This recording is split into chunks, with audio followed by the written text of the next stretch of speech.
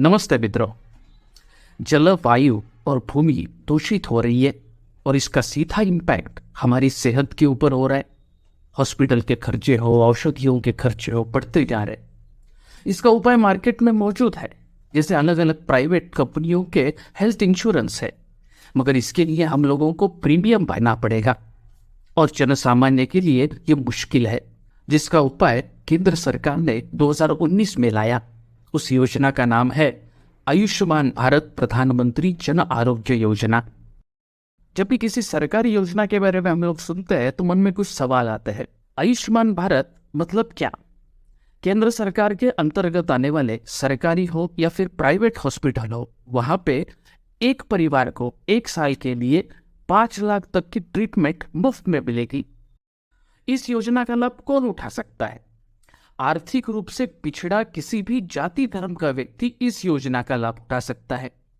2011 में भारत में सामाजिक और आर्थिक जनगणना हुई, उसमें जिनका नाम है वो इस योजना का लाभ उठा सकते हैं और उसी के साथ APL रेशन कार्ड जिसके पास है वो भी इस योजना में 1.5 लाख तक रुपए की ट्रीटमेंट मुफ्त पा सकता है। उसके साथ कर्मचारी राज्य बीमा योजना मतलब ESIS हो या फिर केंद्र सरकार स्वास्थ्य योजना हो जिसे हम लोग CGHS कहते हैं, या फिर सेंट्रल आर्म्ड पुलिस फोर्स यानी CRPF हो, ये सब लोग इस योजना का लाभ उठा सकते हैं। मेरा नाम उस डेटाबेस में है या नहीं, ये कैसे पता चलेगा? मैं इस योजना का लाभ उठा सकता हूँ कि नहीं, ये कैसे पता चलेगा? उसके लिए हमको mera.pmjay.gov.in इस वेबसाइट पे जाना होगा। वहाँ पे लॉगिन बटन होगा, वहाँ पे अपना नंबर डालना है, फिर कैप्चा डालना है और उसके बाद मोबाइल पे एक OTP आएगा, वो डालना होगा। उसके बाद एक फॉर्म ओपन होगा जिसमें हमारा नाम, पता इत्यादि विषय डालने हैं और उसके बाद वहाँ पे रिजल्ट का बटन होगा। उसके ऊपर क्लिक करने के बाद पता चलेगा कि हम इस योजना के लिए एलिजिबल है या नहीं।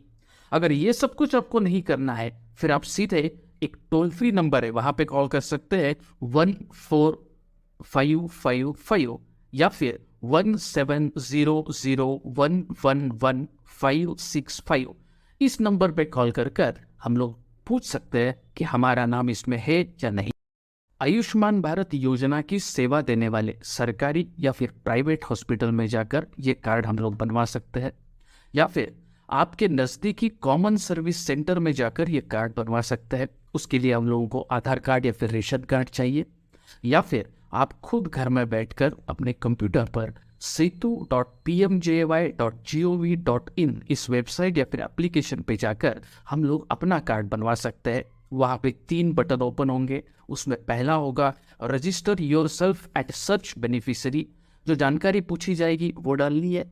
फिर KYC होगा, do your KYC and wait for approval, वहाँ पे कुछ डॉक्यूमेंट्स अपलोड करने हैं और फिर 15 दिन तक सरकार इस डॉक्यूमेंट को क्रॉस वेरीफाई करेगी और 15 दिन के बाद हमको डाउनलोड योर आयुष्मान कार्ड पे क्लिक कर हमारा आयुष्मान कार्ड हमें डाउनलोड कर लेना है और इस सेवा का लाभ हम लोग उठा सकते हैं।